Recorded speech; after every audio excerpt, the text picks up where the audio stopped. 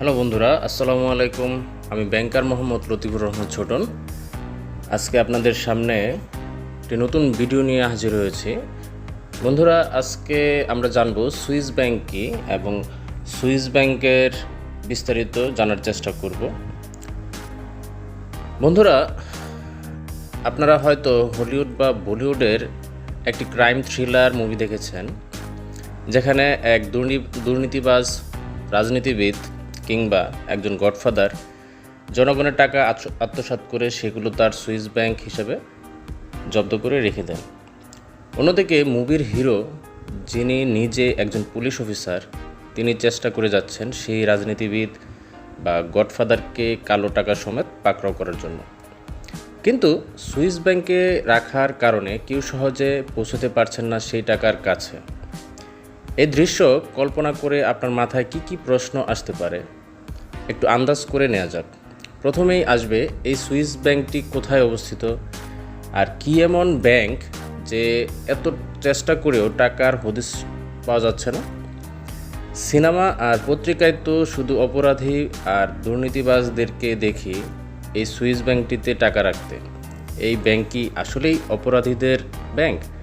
তাহলে এই ব্যাংক বন্ধ করে দেওয়া হয় না কেন? আসুন জেনে নেই সুইস ব্যাংকের আদ্যোপান্ত।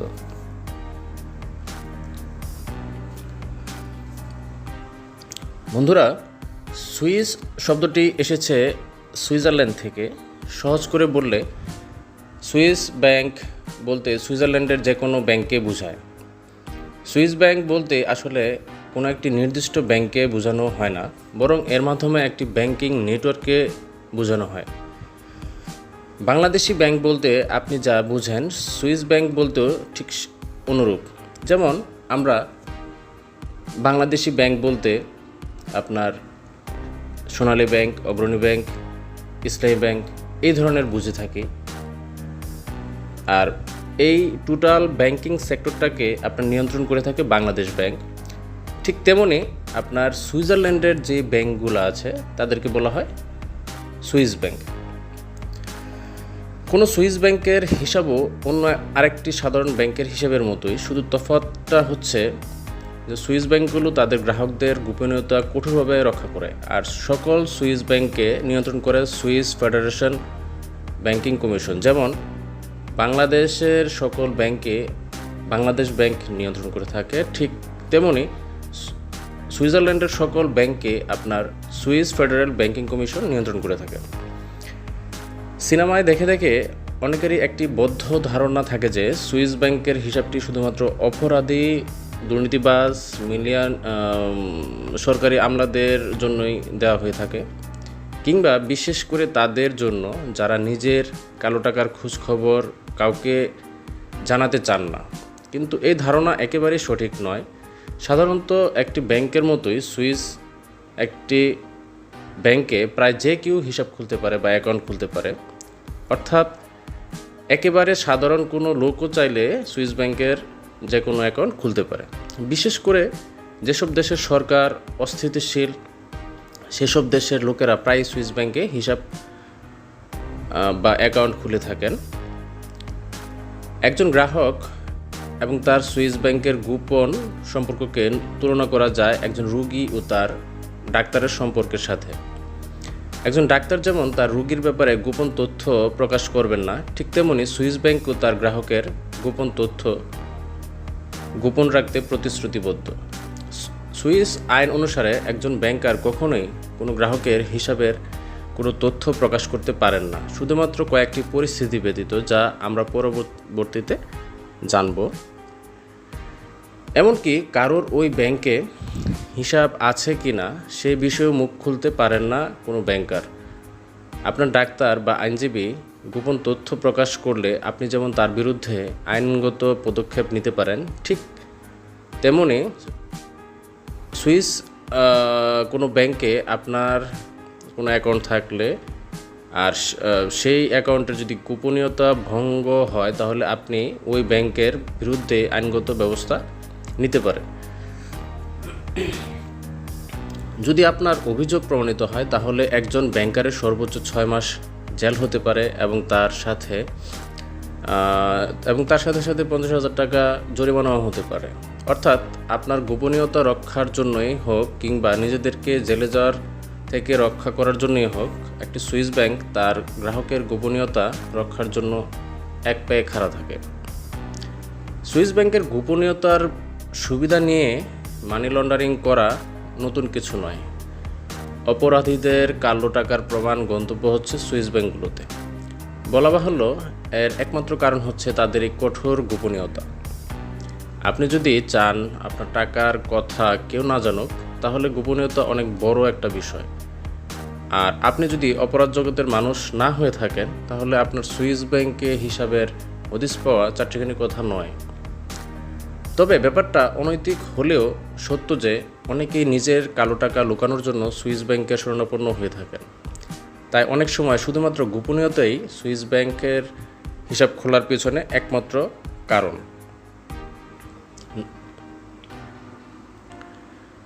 সুইজারল্যান্ডের অর্থনীতি ও অবকাঠামো খুবই স্থিতিশীল, ফলে স্বভাবতই ঝুঁকির পরিমাণও অনেক কম। একই সাথে সুইস যে ব্যাংকাররা খুবই দক্ষ এবং আপনার টাকা কীভাবে বিনিয়োগ করতে হবে সেই ব্যাপারটাও তারা যথেষ্ট পারদর্শী।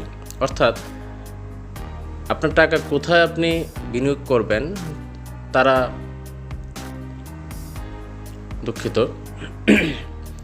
সুইজারল্যান্ডের অর্থনীতি ও অবকাঠামো খুবই স্থিতিশীল, ফলে স্বভাবতই ঝুঁকির পরিমাণও অনেক কম। একই সাথে সুইস ব্যাংকাররা খুবই দক্ষ এবং আপনার টাকা কিভাবে বিনিয়োগ করতে হবে সে ব্যাপারেও তারা যথেষ্ট পারদর্শী। তাছাড়া সুইস ফ্রাঙ্ককে পৃথিবীর অন্যতম স্থিতিশীল মুদ্রা হিসেবে বিবেচনা করা হয়। মার্কিন যুক্তরাষ্ট্রে বিচার বিভাগ, আইন প্রয়োগকারী সংস্থা যে কোনো সময় ব্যাংক হিসাবের যাবতীয় তথ্য পেতে পারেন। পৃথিবীর অধিকাংশ দেশের ব্যবস্থাটাই এমন, কিন্তু সুইজারল্যান্ডের ব্যাপারটা সম্পূর্ণ ভিন্ন। ব্যাংকের কোনো কর্মকর্তা বা কর্মচারী কখনোই কোনো হিসাবের তথ্য প্রকাশ করতে পারবেন না, এমনটাই নির্দেশনা দেওয়া আছে সুইস সরকারের পক্ষ থেকে। কোনো কর্মকর্তা বা কর্মচারী যাতে তথ্য প্রকাশ না করেন সেজন্য একটি আইন করা হয়েছিল 1934 সালে। তবে এই আইনের বাইরেও তথ্য প্রকাশ করতে হবে এমন কিছু বাধ্যবাধকতা অবশ্যই আছে। তা না হলে বিদেশি অপরাধীরা সহজেই ধরাছোঁয়ার বাইরে থেকে যাবে। কর ফাঁকি কিংবা অপরাধ সম্পৃক্ততা রোধ করার জন্যই সুইস ব্যাংকার্স অ্যাসোসিয়েশনের ওয়েবসাইটে কিছু নির্দেশনাও দেওয়া রয়েছে। যে সকল ক্ষেত্রে ব্যাংকাররা হিসাব সম্পর্কে তথ্য প্রকাশে বাধ্য থাকবে। অর্থাৎ যদি আপনি এমন কিছু করে থাকেন যা সুইস আইনে অবৈধ, তাহলে আপনার সম্পদের সুরক্ষা ঠিক কাজে আসবে না। যদি আপনি সুইস ব্যাংকের হিসাবের সকল সুবিধা বা অসুবিধা সম্পর্কে ধারণা রেখে নতুন হিসাব চালু করতে চান, তাহলে একটি দীর্ঘ প্রক্রিয়ার জন্য তৈরি হতে হবে।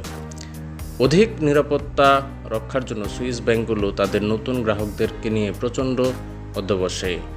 আপনার বৈধ পরিচয়ের সম্পর্কে বা ব্যাপারে নিশ্চিন্ত হওয়া ছাড়াও আপনাকে সমস্ত সম্পদের উৎস দেখাতে হবে। আপনি আয় কীভাবে করেন এবং আপনার সমস্ত অর্থ কোত্থেকে আসে, এই সমস্ত ব্যাপার পুরোপুরি জানার পরেই ব্যাংক কর্তৃপক্ষ পরবর্তী ধাপে যাবে। বড় অঙ্ক ডিপোজিট করার ক্ষেত্রে আপনাকে আপনার জন্য আপনার অন্য ব্যাংক হিসাবের স্টেটমেন্ট দেখানোর প্রয়োজনও হতে পারে এবং প্রয়োজনে সেই টাকার উৎসের যথাযথ কাগজপত্র আপনাকে দেয়া লাগতে পারে।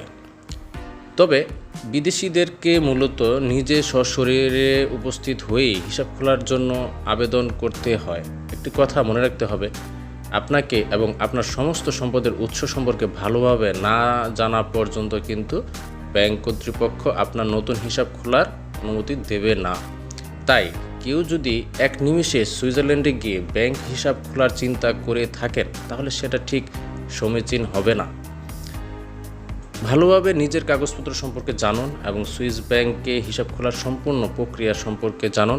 প্রয়োজনে এ ব্যাপারে অভিজ্ঞ কোনো এজেন্সির সাহায্য নিতে পারেন।